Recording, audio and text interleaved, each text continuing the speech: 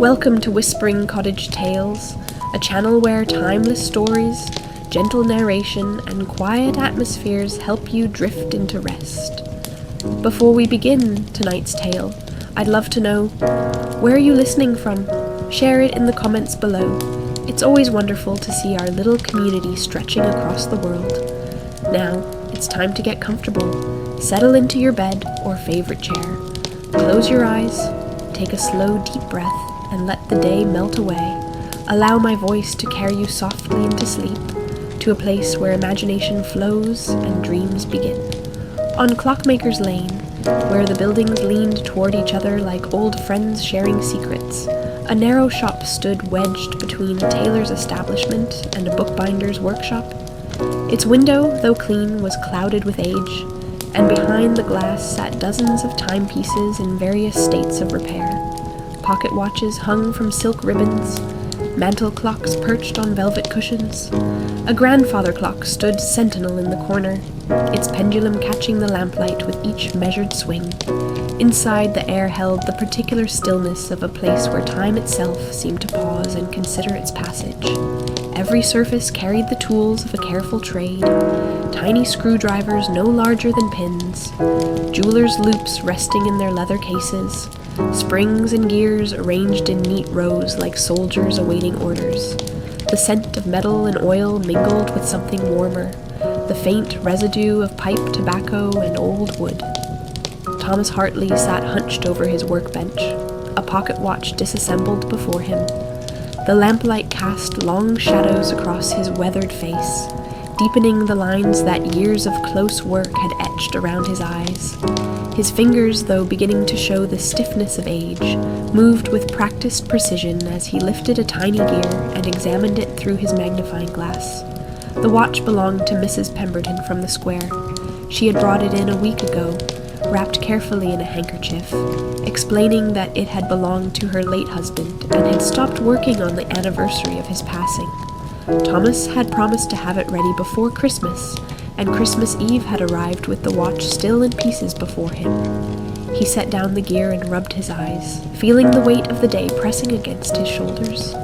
The shop had been quiet all week. Only 3 customers had crossed his threshold, and 2 of those had come merely to browse, offering sympathetic smiles but no commissions. The rent notice lay in the drawer beside him, its words polite but firm.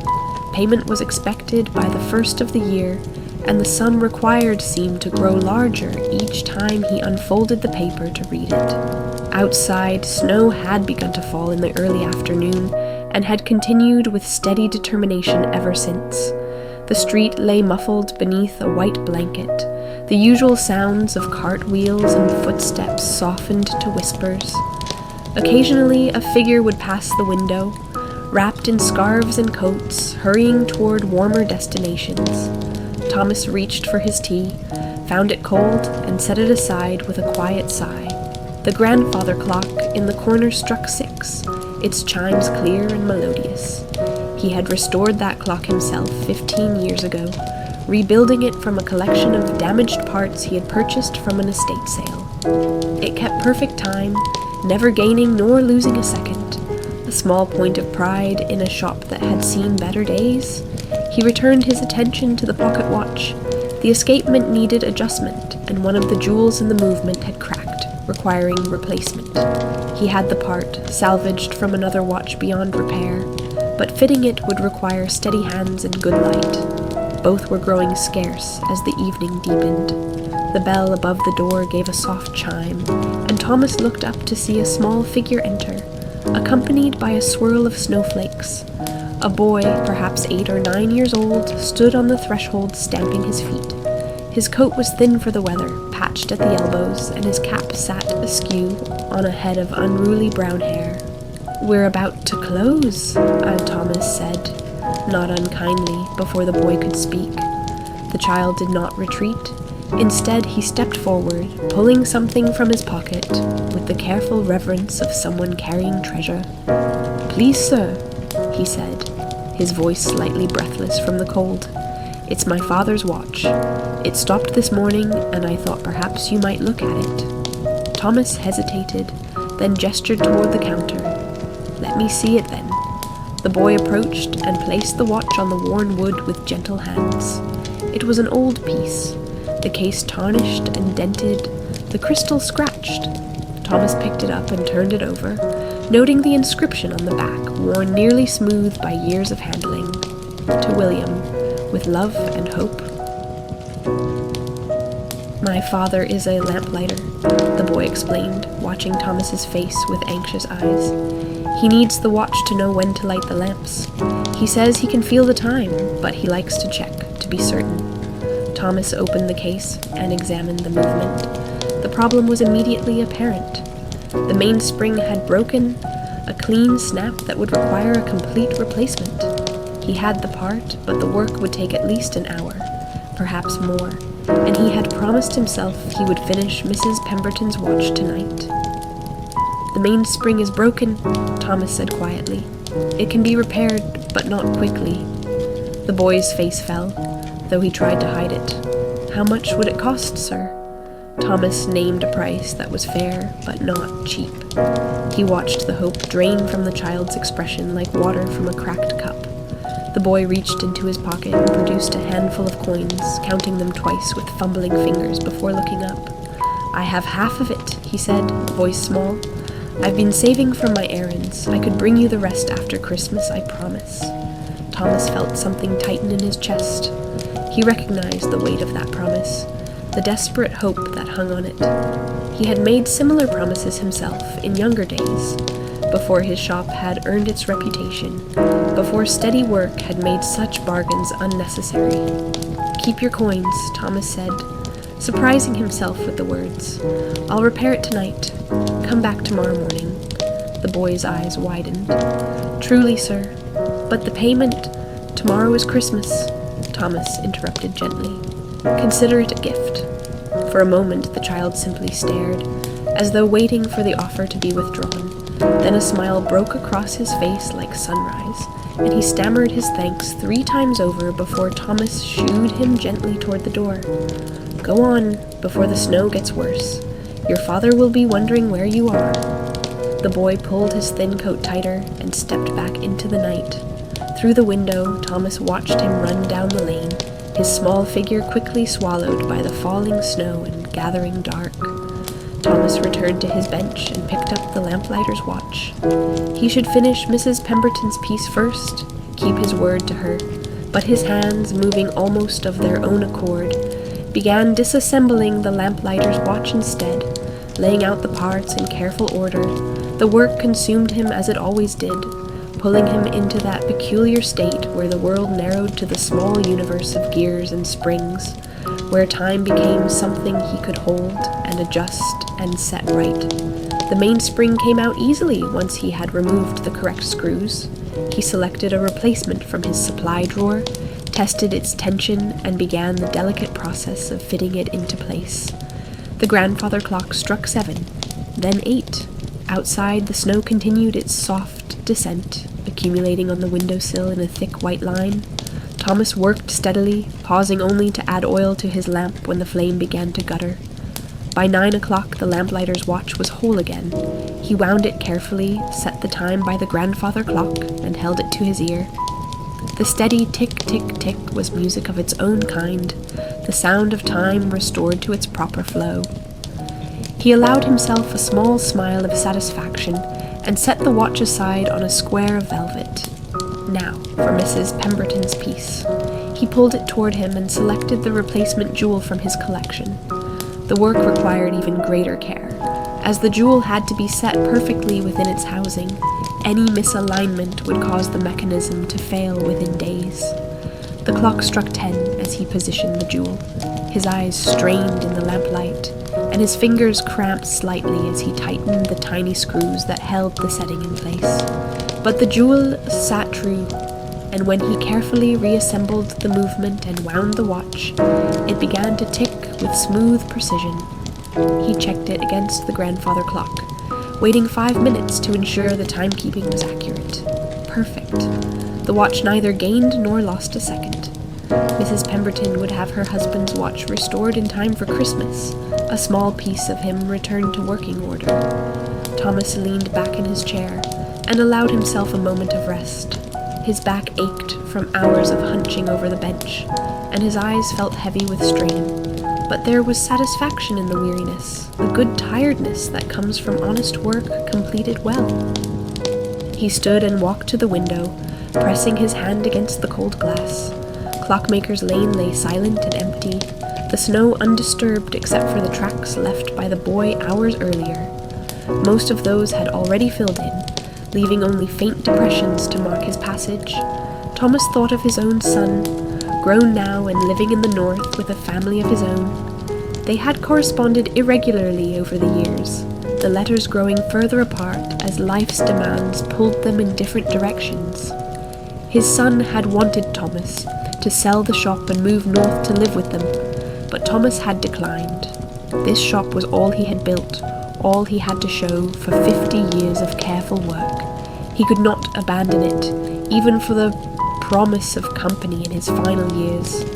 The loneliness of that decision settled over him like the snow settling over the lane.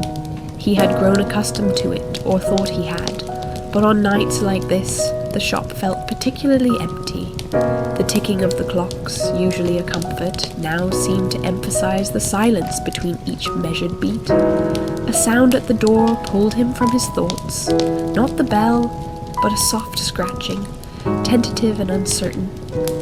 Thomas crossed the shop and opened the door to find a young woman standing in the falling snow. She was perhaps 20, her cloak drawn tight against the cold, and she held a sleeping infant bundled in her arms. "Forgive me for the late hour," she said quickly, voice low so as not to wake the child. "I saw your light and hoped you might still be open. My husband's watch stopped yesterday, and he needs it for his work tomorrow. He's a railway porter, and they're very particular about punctuality." Thomas stepped aside. "Come in out of the cold." She entered gratefully, and Thomas could see now that her cloak was damp from the snow, her boots worn thin at the soles. The baby stirred slightly but did not wake. She placed the watch on the counter, and Thomas examined it in the lamplight. Another broken mainspring, though this one had not snapped cleanly. The spring had fatigued over time, losing its tension until it could no longer drive the mechanism. "It can be repaired," Thomas said, "but not tonight. I would need to order a replacement spring, and with Christmas tomorrow—" "Please," she interrupted softly, and there was something in her voice that stopped him.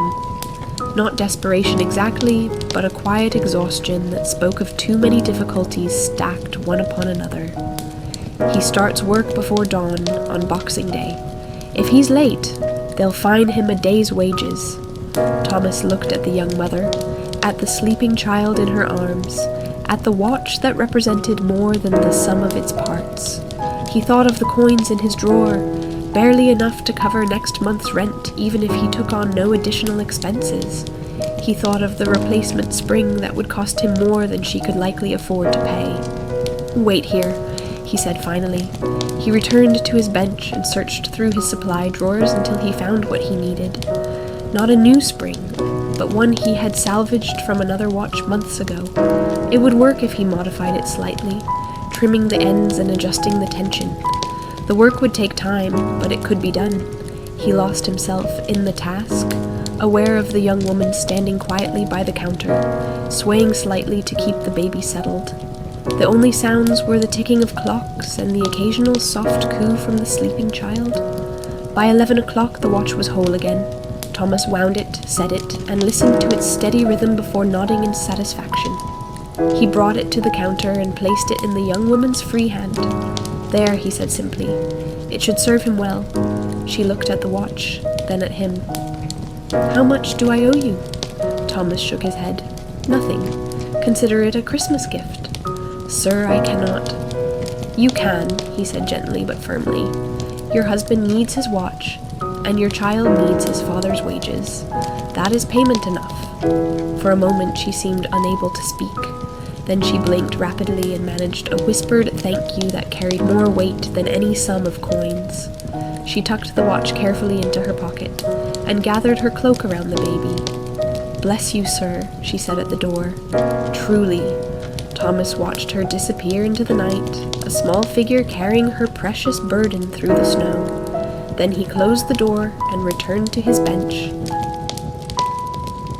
The shop felt different now, though he could not say precisely how. The silence seemed less heavy, the ticking of the clocks less insistent. He tidied his tools, putting each in its proper place, and banked the fire in the small stove that heated the workroom. The clock struck midnight as he extinguished the lamp. Christmas Day had arrived, quiet and unremarked in the small shop on Clockmaker's Lane. Thomas climbed the narrow stairs to his living quarters above the shop, his body heavy with exhaustion, but his mind strangely settled. He did not sleep immediately. Instead, he lay in the darkness, listening to the sounds of the building around him, the creak of old wood adjusting to the cold, the faint tick of the grandfather clock drifting up through the floorboards, the whisper of snow against his window. He thought of the boy who would collect his father's watch in the morning, of Mrs. Pemberton receiving her husband's timepiece restored, of the young mother's relief as she carried her husband's watch home through the snow. Small victories, perhaps, against the vast indifference of the world, but victories nonetheless. Thomas closed his eyes and let sleep take him, unaware that his small acts of kindness had set in motion something he could not yet imagine. Christmas morning arrived pale and cold, the snow having finally ceased during the night. Thomas woke to silence, the kind of deep quiet that comes only on holidays when the city holds its breath. He dressed slowly, feeling the stiffness in his joints that came from too many years bent over tiny mechanisms. Downstairs the shop was cold. He rekindled the fire in the stove and put a kettle on to boil, then stood at the window watching Clockmaker's Lane emerge from the blue shadows of early morning. The buildings wore their snow like ermine cloaks, elegant and pristine. Not a footprint marred the white expanse of the street. He made tea and stood drinking it, letting the warmth seep into his fingers. The watches and clocks around him maintained their steady conversation, each tick a small assertion against the silence. He had wound them all yesterday, as he did every day, ensuring that time flowed properly through his small domain. A knock at the door startled him. He set down his cup and crossed to unlock it, wondering who would call at such an early hour on Christmas morning. The lamplighter's boy stood on the threshold, his face bright with cold and excitement.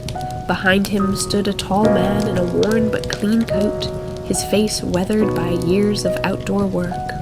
"This is my father, sir," the boy said, his words tumbling over each other. "I told him what you did, and he wanted to come himself to fetch the watch and say thank you proper." The lamplighter stepped forward and extended his hand. "William Morris, sir. My boy says you repaired my watch and wouldn't take payment. That's uncommon kindness, and I wanted to thank you myself." Thomas shook the offered hand, feeling the strength in the man's grip. It was a small thing. The work needed doing, and your son asked so earnestly. "Small to you, perhaps," William Morris said quietly, "but that watch was given to me by my own father when I took up his trade. It's the only thing I have of him. To have it working again, and on Christmas morning no less, that's no small thing to me." Thomas retrieved the watch from his bench and placed it in the lamplighter's calloused palm. William Morris turned it over, running his thumb across the worn inscription, then held it to his ear. A smile crossed his weathered face as he heard the steady tick. "Perfect," he said softly. "Just as I remember." He reached into his pocket, but Thomas held up a hand. "I meant what I told your son. It's a gift. Then I'll give you one in return," the lamplighter said, firmly. "Not money, since you won't take it, but this. Tonight when I light the lamps, I'll tell folk about the watchmaker who does good work and asks nothing in return. Word of mouth is worth more than coins sometimes, especially for a tradesman." Thomas felt something warm settle in his chest. "That's kind of you." "It's fair," William Morris corrected. "You'll have customers because of it, mark my words."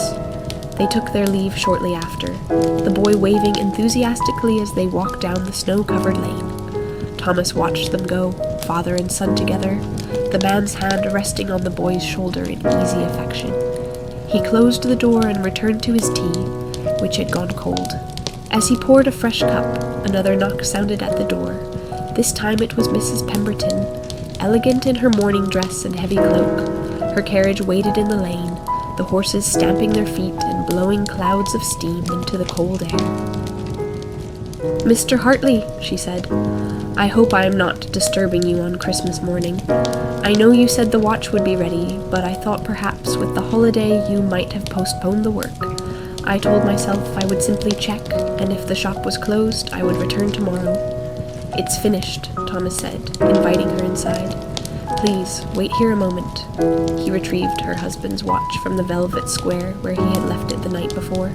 Mrs. Pemberton took it with hands that trembled slightly, opening the case to reveal the delicate mechanism inside.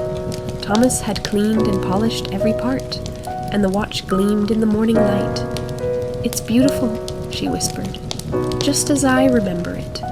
She wound it carefully and held it to her ear, closing her eyes as she listened to the rhythm. When she opened them again, they glistened with unshed tears. "My husband carried this watch for 30 years, she said quietly. Every morning he would wind it and check the time before leaving for his office. When it stopped on the anniversary of his passing, I thought perhaps it was a sign. That time had finally run out on even the memory of him." "Time doesn't work that way," Thomas said gently. "It continues regardless of our wishes. But the things we make, the things we tend and repair, they can carry memory forward. Your husband's watch will tick for many more years if properly maintained." Mrs. Pemberton nodded, composing herself with visible effort. "What do I owe you, Mr. Hartley?" He named a price that was less than the work deserved, and she paid it without haggling, adding an extra sum. "For the holiday," she said when he tried to protest. After she left, Thomas found himself standing alone in his shop with more money in his hand than he had seen in weeks. The extra payment would cover nearly half his rent, easing the pressure that had weighed on him for months. He tucked the money into his strongbox and sat down at his bench, not to work but simply to rest. The morning light strengthened, turning the snow outside to brilliant white. Through his window he could see neighbors emerging from their homes, children running and calling to each other, families walking together toward church. The day passed quietly. Thomas made himself a simple meal and sat by the window to eat it, watching the life of Clockmaker's Lane unfold before him. He dozed in his chair by the stove, lulled by its warmth and the steady conversation of his clocks. Evening came early, as it does in winter, and with it came the Lamplighters. Thomas watched William Morris work his way down the lane, climbing his ladder to reach each lamp, touching his taper to the gas and bringing light to the gathering darkness. At each lamp Morris paused to check his watch, and Thomas smiled to see it. As full dark settled over the city, Thomas prepared to close up the shop and retire upstairs. He was reaching for the lamp when a final knock sounded at his door. A well-dressed gentleman stood in the pool of lamplight, his coat fine and his bearing confident. Behind him waited a carriage far grander than Mrs. Pemberton's, its sides gleaming with polish. "Mr. Thomas Hartley?" the gentleman inquired. "I am. My name is Richard Ashford. I'm told you're a watchmaker of exceptional skill and uncommon generosity." Thomas blinked in surprise. "I'm a watchmaker, certainly. As for the rest, I don't know who's been talking." "William Morris, the lamplighter," Ashford said. "He tends the lamps near my home, and this evening he told me a story about a watchmaker who repaired his precious watch and refused payment. I found the tale intriguing, particularly given a problem I've been trying to solve." He reached into his coat and produced a pocket watch of extraordinary craftsmanship. The case was gold, intricately engraved, and set with small sapphires at the cardinal points. Thomas recognized it immediately as the work of one of the great Swiss masters. "This watch belonged to my father," Ashford explained. "It was made in Geneva 50 years ago and has kept perfect time all my life. But 3 days ago it stopped, and none of the watchmakers I have consulted have been willing to attempt a repair. They say the mechanism is too complex, too delicate.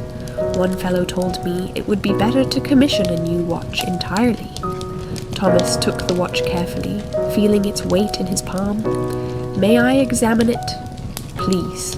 He carried it to his bench and lit a brighter lamp. Using his loupe, he opened the case and studied the movement. What he saw made him draw in a slow breath. The work was indeed extraordinary, each gear and spring fitted with microscopic precision, the balance wheel decorated with elaborate engraving, the jewels set in gold chattons. It was less a watch than a work of art. "Extraordinary," he said softly. "Mr. Hartley, this is work of the highest caliber. The watch runs perfectly, as if it were new." "It's a magnificent piece," Thomas replied. "It deserved careful attention." Ashford closed the watch and held it in his palm, seeming to weigh it not just physically, but in some other dimension. "You said I should pay what I think the work is worth. That was our agreement." From his coat, Ashford produced an envelope and placed it on the counter. "Inside is a bank draft for a sum I believe represents fair compensation, both for your skill and your generosity of spirit. I would also like to propose something else." Thomas opened the envelope and looked at the amount written on the draft. His hands began to tremble. It was 10 times what he would have dared ask, enough to cover his rent for a year and pay for repairs to the shop besides. "Sir, this is far too much," he managed to say. "It is precisely correct," Ashford replied firmly. "As for my proposal, I have business associates, friends, family members, all of whom own timepieces of value and quality. They need a watchmaker they can trust, someone who treats their possessions as more than mere mechanisms. I would like to recommend you to them, if you're willing to accept such commissions." Thomas felt lightheaded. "I would be honored." "Good. Expect your first customers tomorrow." Ashford tucked his father's watch carefully into his waistcoat pocket. "Thank you, Mr. Hartley. You've given me back something I feared was lost forever." After he left, Thomas sat down heavily in his chair, still holding the bank draft. The shop around him ticked and chimed, marking time in their various voices, indifferent to the small miracle that had just occurred. He thought back over the past 2 days, trying to trace the thread that had led from the lamplighter's boy to this moment. Each act of generosity had been small, insignificant perhaps when measured against the great movements of the world, but together they had created something larger, a pattern like the interlocking gears in a complex mechanism, each part essential to the functioning of the whole. The morning passed in a blur. Customers began arriving, sent by William Morris and Richard Ashford, their mouths full of praise for the watchmaker on Clockmaker's Lane who did such fine work. Thomas took their timepieces, examined them, promised careful attention, and quoted fair prices that made them nod with satisfaction. By afternoon, his appointment book was full for the next month. By evening, he had taken deposits sufficient to cover his rent and expenses for the next quarter. The shop that had seemed on the edge of closure was suddenly busy with purpose again. As he locked the door for the night and climbed to his quarters, Thomas felt a deep weariness mixed with profound gratitude. He had not saved his shop through calculation or cleverness. He had saved it by forgetting to save it, by choosing in small moments to act with generosity rather than fear. He slept deeply that night, dreamlessly, and woke refreshed on the morning after Boxing Day to find a letter slipped under his door. It was from his son, apologizing for the long silence and announcing that he and his family would be visiting in the new year. They wanted to see the shop, he wrote, and to spend time with a father they had missed more than they realized. Thomas sat at his bench and read the letter 3 times, then carefully folded it and placed it in his pocket, next to the photograph he carried of his late wife. Around him the clocks ticked their steady rhythm, marking time as they always had, indifferent to joy or sorrow, simply continuing. He picked up the first watch of the day and began to work, his hands moving with practiced precision, his mind quiet and settled. Outside, Clockmaker's Lane began to stir with life. Inside, Thomas Hartley tended time itself, one careful repair at a time, knowing now that the smallest acts could echo far beyond their origins, creating patterns and connections invisible until the whole mechanism was seen working together, each part essential, each moment precious, each small kindness a gear in the great clockwork of human dignity and grace.